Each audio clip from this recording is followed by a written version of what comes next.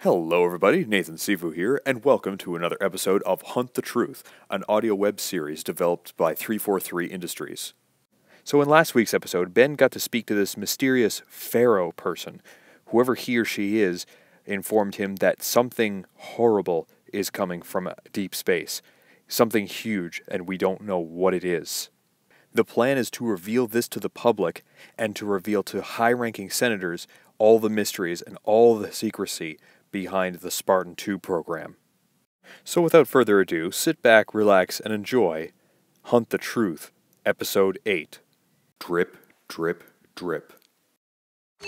Ben, what the hell have you done? Do you have any idea how much insanity this is causing? I can't even... What are you doing?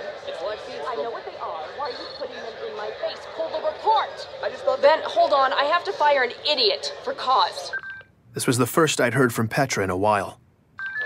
Ben, get your ass out of bed and call me now! And judging by the messages she'd left me overnight, something major was happening. I hit her back right away. Well, Ben, congratulations. You now have us all fully engulfed in flames. Would you like to explain why?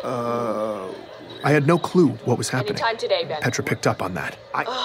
You didn't do this. What do we even... I don't have time for this. Check your feed. Call me back. I did what she said. And the feed hit me with a tsunami of information unlike anything I'd ever seen. Every journalism outlet, every social hub, seemingly every person alive was buzzing about the same thing. The leak. The leak. It had hit the open network overnight, and it was all about the Master Chief. I didn't understand. As far as the public was concerned, reports of Spartan activity had almost always been categorically unknowable. And now he was front-page fodder? I skimmed the stories frantically, saw the same tags popping up over and over. Collusion with the enemy, civilian casualties, abducting a hero, assassinating an icon. Oh no, oh my God. The Master Chief did that? What the hell is going on? Those were just the facts reported by journalists. The opinions of the public were far scarier. Like missiles firing wildly in all directions from every corner of inhabited space. This leak about the Master Chief, whatever it said, had already begun deeply dividing people, sending ideologues on both sides scrambling to gain the moral high ground. I needed to see the source material. It didn't take long to find. Everyone had the same file. A suppressed incident report from an embassy in the outskirts that had already been viewed almost 500 million times. What it said was perfectly clear. 10 days ago, in the outer colonies, the chief had suddenly appeared in the middle of a densely populated city at a regional embassy, where inside, long-awaited peace talks between human and alien delegates were on the cusp of an historic agreement. The chief stormed in and instantly killed the bodyguard of Outer Colonies Ambassador Richard Sakibo, starting a firefight that would claim 19 human lives. He abducted the ambassador and blasted an escape path through security personnel, mowing them down with extreme prejudice as he escorted the alien delegation to safety. Once aboard his waiting evac ship, they fled the planet, leaving years of diplomatic work in ruins. The next day, local officials picked up a signal beacon that led them to a nearby field. There, they found the architect of the talks, revered peace activist Richard Sakibo, last seen in the chief's custody, lying dead in the grass. I'm Benjamin Giroux, and this is Hunt the Truth.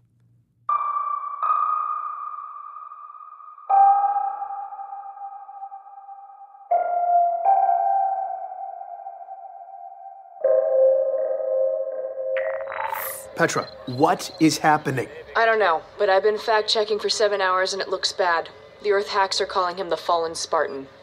Bastards. Wait, you think this might actually be I true? need it now. You got it. Just tell me now, was this FERO? Did you do this? No, I don't. No, I told her I didn't know, which was technically true, but it was a cop-out. Of course it was FERO. But why? It didn't make sense. Why smear the chief like this? After everything he'd done to save our asses?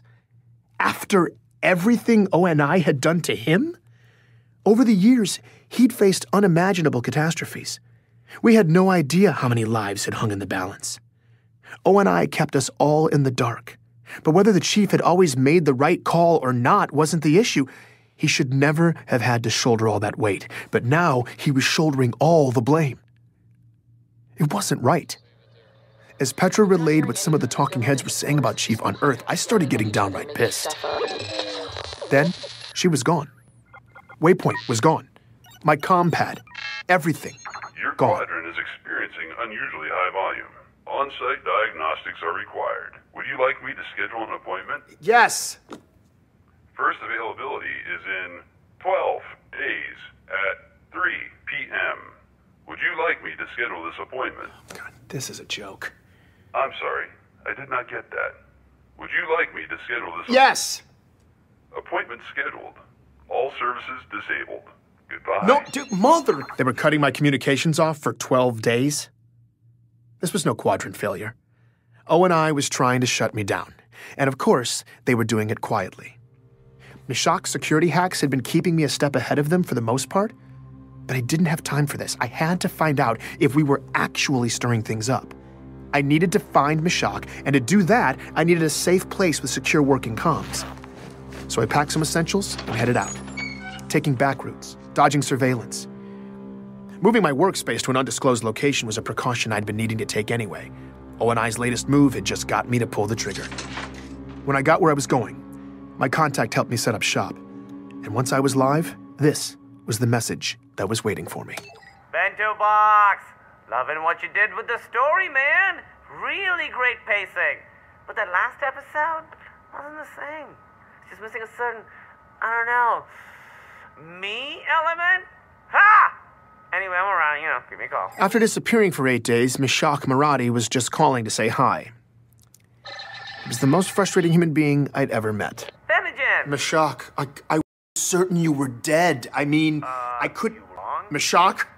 Where in the hell have you been? Ben, listen, I'm sorry. Super sorry. But I had to go dark. I had to disappear. Okay, but... I asked him if it had something to do with the disturbances he'd been tracking in the outskirts. He said no. It was this other thing I was checking on for you. I don't know anything for sure yet, but I will soon. Fine, but listen, I realize you operate in a den of secrets, but you could have at least warned me before disappearing, right? No, not really. It's true. I operate in a very mysterious den of secrets. But this mission was on a level 3 stories below the subfloor of the secondary basement of my den of secrets. I shouldn't even be thinking about it. Just believe me, you not knowing was the only way. Thankfully, Meshach laid off the riddles for a bit, segueing into news from the outskirts. My last episode was having an effect. People were listening, taking it to heart, and they were pissed. The kidnappings, the military-grade augmentations. Unless they were looking for somewhere to bury the truth, ONI seemingly had no regard for the outer colonies. This was an old ache for these people. Back when their survivalist spirit was bordering on independence, ONI had given the outer colonies their full attention. They pulled out all the stops to crush the oppressive insurrectionists. No one was shedding tears over that. But then, when the Covenant showed up and started glassing their planets to genocidal hell, the outer colonies were widely left to fend for themselves. It was this principle of selective intervention that had never sat well. But where my story had started to reheat that unrest in the outer colonies, last night's leak had brought it to a boil. So the idea is the chief went into berserker mode, right? That drip, drip, drip has a very different effect depending on where you live. All those herbivorous babies on Earth think they deserve their own dedicated Spartan messiah. Like he's gonna camp out on the moon, waiting to kill aliens or karate chop meteorites to keep them safe. So the word rogue panics them. But Meshach says it wasn't like that in the outer colonies. Whether the embassy story was true or not, the way they saw it, the chief wasn't the problem. ONI was using him the same way the UEG had always used them.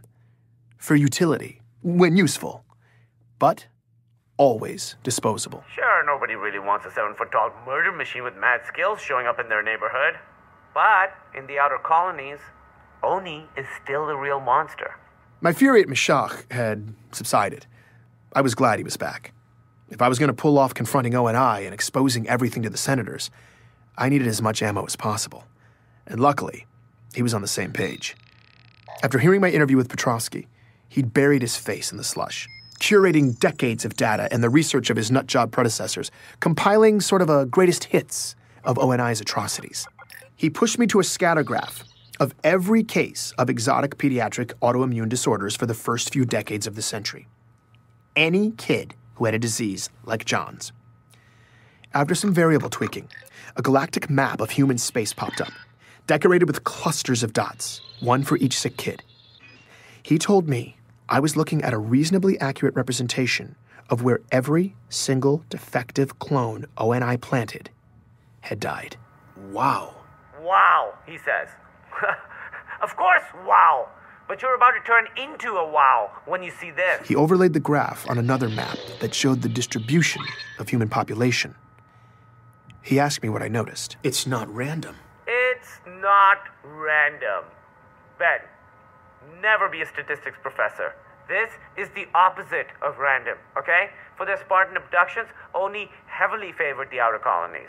It's like their favorite candy store, except instead of candy, they were scooping up child soldiers. Because it's easier to cover your tracks out there. Yeah, and you could easily make the argument that these children's lives were assigned a much lower value than, say, those of Earth kids or kids from Mars. Genetically, they will be no worse than inner colony specimens, but as for the human cost, outer colonies kids just spend easier. I'm not sure if the data was going to be conclusive enough for the senators, but the implication was certainly heinous enough. The whole point of abducting kids in the first place was to create super soldiers for crushing the insurrection. That was the original mandate of the Spartan program. But in their secret child poaching, ONI had favored the very same parts of the outer colonies they were targeting for that military campaign. So years later, when the Spartans landed their bloody anti-insurrectionist campaign in the outer colonies, many of those Spartans were simply the harvested children of those communities coming home. But these native sons weren't fighting for their homeland. They weren't there to protect their families. They were carrying out the political agenda of ONI, serving the very government that had violated their families and torn them from their childhoods. As far as the not in my backyard philosophy goes, this was double dipping by ONI, enough to incite pure rage. But Meshach had been working on something else, too. I've been tracking old police scanner data, putting it together for your big whistleblow. Makes a pretty gnarly case. Okay. Did you ever wonder what would happen if one of Oni's doomed to die clones didn't die? I hadn't considered that possibility, but it was chilling. What happened to them? It's not what happened to them. It's what happened to the people they'd been made to replace. 2 soldiers ran into a perfect copy of themselves. Think about it. You're secretly plucked from your childhood bed, thrown into a totally different life. And now, years later, you meet a mirror image of yourself. Someone who got to keep living your life. I mean, they'd probably seem to be more you than you. 2 records I found, 2 soldiers, both suicides. A story like that would be hard to listen to, but That's horrible. it would also be hard to ignore. Just try to get me that. I just hoped FERO would know how to reach me. Don't worry, she'll find you. Probably soon, but who knows. Her mysterious den of secrets is like under the planetary crust. Just keep me posted. Whenever you guys penetrate the Dragon's Lair and explode your truth serum, I'll be standing by to track the ripples. Thanks, Meshach. I was having trouble falling asleep in my new workspace the next time I heard a voice calling me in the dark. This time, though, FERO sounded human. Are you enjoying the show? No, actually, I'm not. After everything ONI's done, people are calling for the chief's The head. infection goes to the core, Ben. When you cut all the way in to extract it, you can't always control what sprays out. But you're the one spraying it. You chose to smear the chief. I'm not smearing anyone. Everything I leaked was real and But we don't know the whole story, and the implications of this story The are the... only implication is that an aging Spartan may be going off the rails. And sadly, it may be true. Your story set the table for that.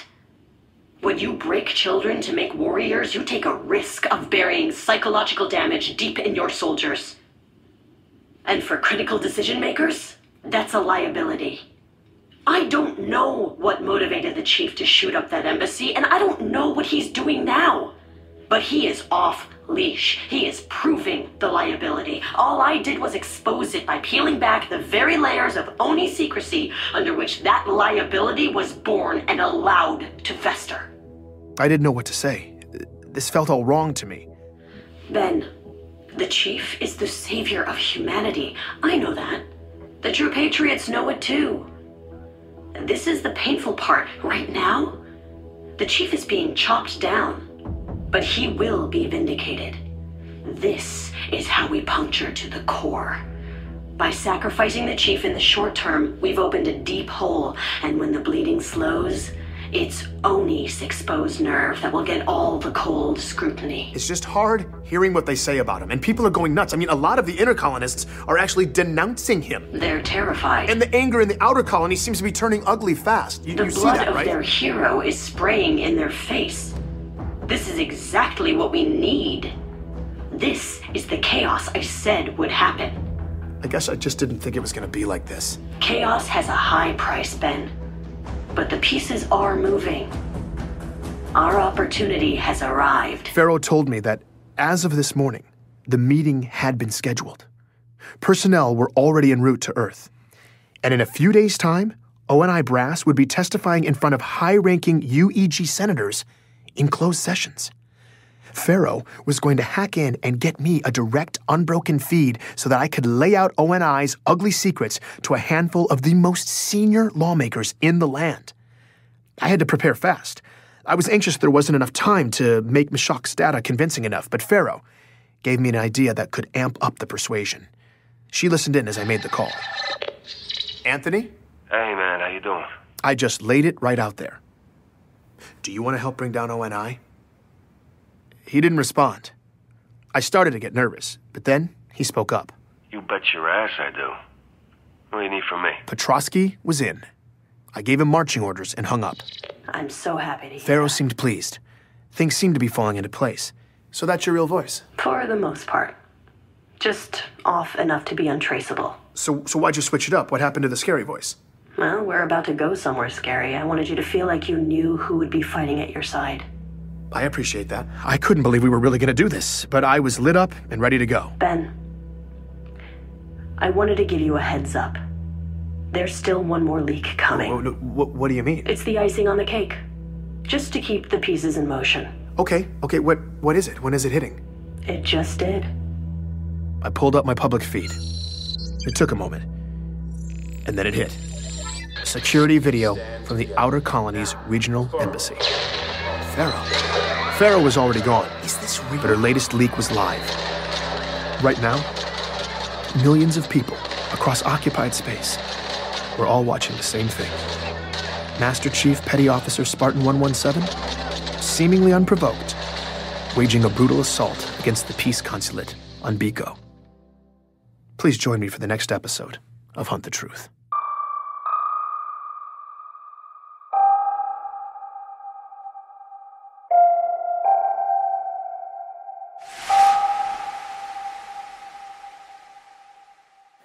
Oh, God. Wow. I'm really at a loss of words for this one.